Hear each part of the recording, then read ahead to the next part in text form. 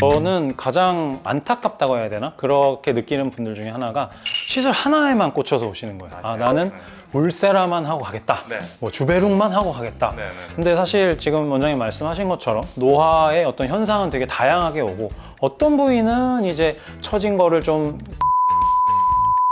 필요하고 어떤 부위는 꺼진 거 필요하고 뭐 어떤 부위는 피부 표현 필요하고 그래서 같은 얼굴에서도 다양한 원리 시술들이 필요한 건데 한 가지만 고집을 하면 아무래도 좀 만족도가 떨어질 수밖에 없다고 생각을 하고요.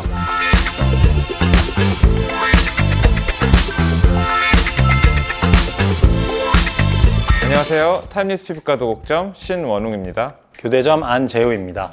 저희의 항상 고민이죠. 안티에이징 시에 얼굴이 살이 많은 분과 마른 분들을 어떻게 접근하는지, 어떤 장비와 어떤 시술을 선택하는지에 대해서 말씀드려 보겠습니다.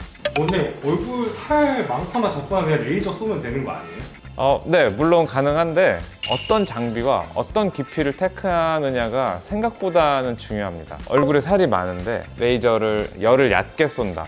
그러면은 이 윤곽의 변화를 일으키기가 쉽지 않죠. 피부가 두껍고 지방층이 많은 분들은 열을 깊게 쏴서 그 층을 수축시키는 순간 당겨지는 느낌을 들 수가 있습니다. 그럼 얼굴 살이 좀 없으신 분들은 어떤 좀 특징이 있을까요? 나이가 들수록 일단 이제 옆볼이 꺼지죠. 이 옆볼이 꺼지면서 이제 또 요 위에 관자 부위가 꺼집니다. 그러면서 상대적으로 이 아래는 처져요. 소위 얘기하는 이제 땅콩형 얼굴 뭐 이렇게 얘기를 하게 되는데 우리나라 사람들은 이제 그런 거를 굉장히 싫어하십니다. 그래서 이제 여기가 막 빠지는 거에 대해서 뭐 시술을 했을 때도 막 많이 걱정을 하시고 그런 이제 어떤 노화에 따른 얼굴의 변화를 좀 고려를 하셔야 될 것 같아요. 그럼 얼굴 타입에 따라서 좀 치료에 있어 접근하는 방식도 달라지나요?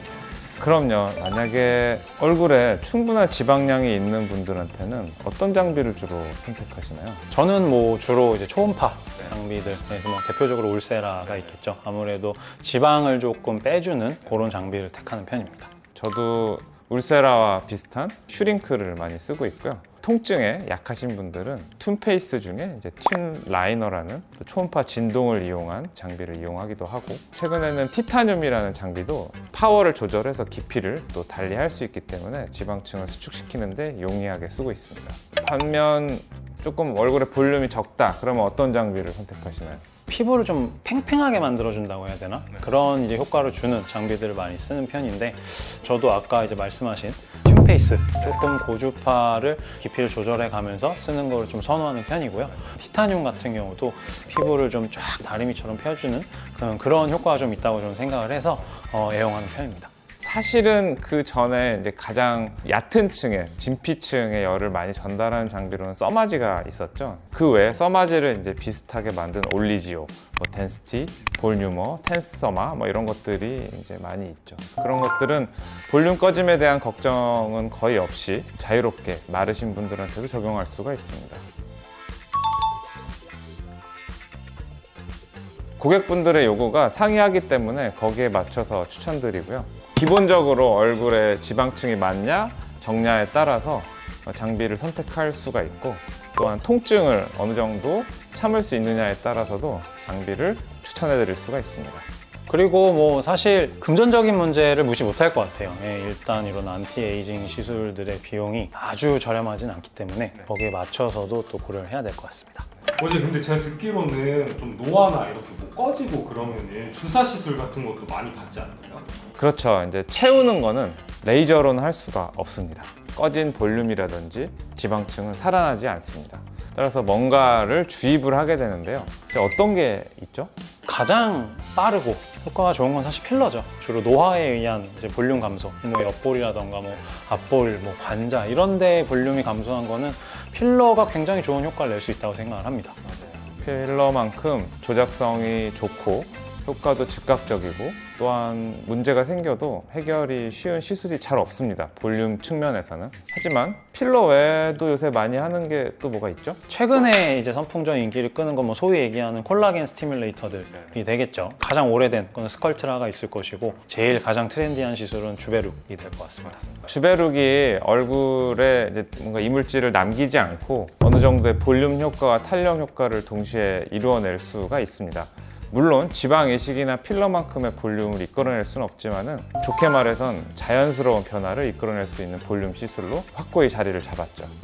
요즘 그러면은 스킨 부스터나 콜라겐 주사 그런 것도 있다던데 그런 건 어때요? 간혹 뭐 리쥬란이나 물광 주사라든지 이런 것들을 볼륨 시술로 알고 오는 분들이 있는데 그럴 때 어떻게 대처하시나요? 좀 간단하게 설명드리는 편은 일단 농도의 차이라고 말씀을 드리고 사실 주베륵도 탄력용이 있고 볼륨이 따로 있잖아요.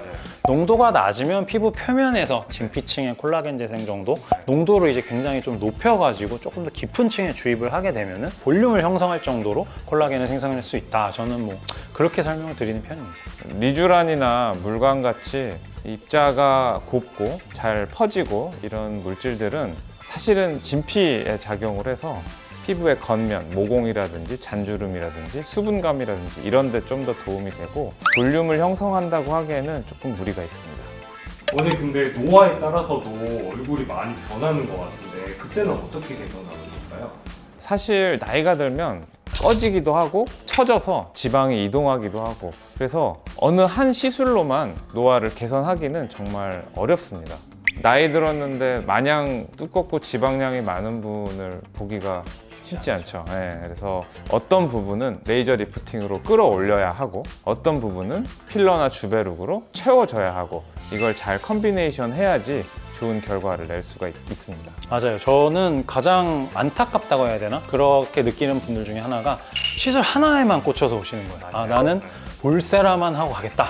뭐 주베룩만 하고 가겠다. 근데 사실 지금 원장님 말씀하신 것처럼 노화의 어떤 현상은 되게 다양하게 오고 어떤 부위는 이제 처진 거를 좀 이렇게 붙여주고 지방을 녹여주는 게 필요하고 어떤 부위는 꺼진 걸 채워주는 게 필요하고 뭐 어떤 부위는 피부 표현의 탄력을 살려주는 게 필요하고 그래서 같은 얼굴에서도 다양한 원리의 시술들이 필요한 건데 한 가지만 고집을 하면 아무래도 좀 만족도가 떨어질 수밖에 없다고 생각을 하고요. 그래서 원장님 말씀하신 것처럼 저도 좀 다양한 시술을 조합을 해서 하는 걸 항상 추천을 드리는 편입니다. 그러면은 막 노화가 심하게 진행되기 전에 미리 좀 예방을 하면은 좋을까요? 당연히 그렇죠. 콜라겐 양이 떨어지기 시작한 시점인 30대부터 콜라겐 양을 늘려주기 위한 자극들을 주면 좋습니다. 당연히 레이저로도 자극을 줄 수 있고 앞서 말씀드린 콜라겐 스티뮬레이터, 주베룩과 같은 물질을 통해서 노화를 지연시킬 수도 있습니다.